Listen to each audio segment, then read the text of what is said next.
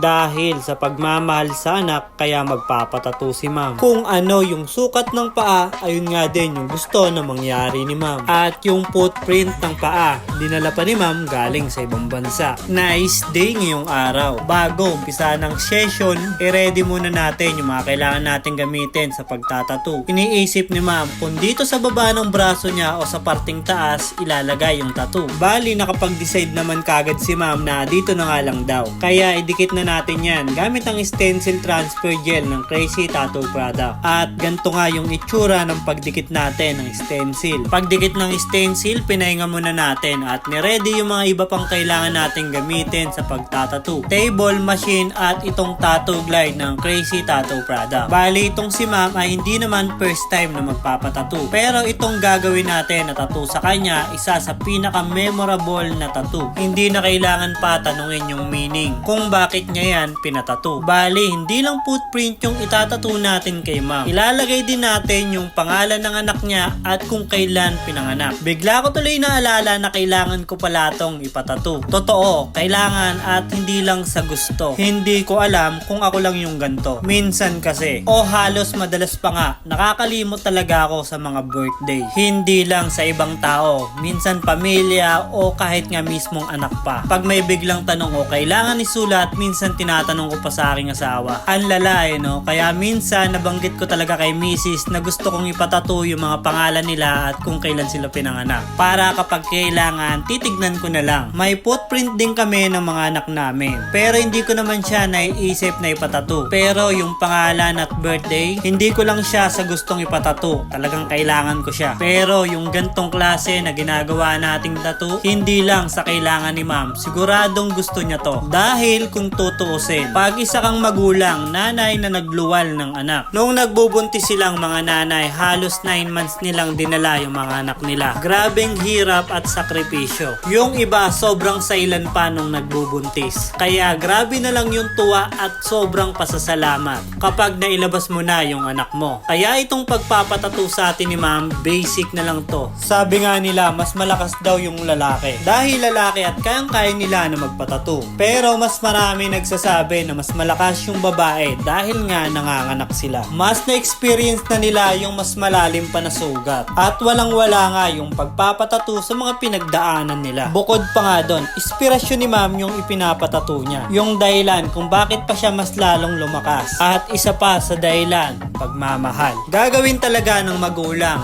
nanay, mami, para sa mga anak nila. At itong tattoo nga ay magsisimbolo kung bakit kailangan niya pang lumaban sa buhay. Mas kailangan pa na maging malakas dahil hindi ka lang nabubuhay para sa sarili mo lamang. At dito nga ay malapit na tayong matapos. Konting highlights na lang at linisan na natin yan gamit ang foaming soap ng Crazy Tattoo Product. At eto na nga yung kinalabasan sa ginawa nating tattoo kay ma'am. Dahil sa pagmamahal sa anak, kaya ito napatato ni ma'am. Ikaw, meron ka rin bang gustong ipatato tungkol sa anak mo? Patingin naman.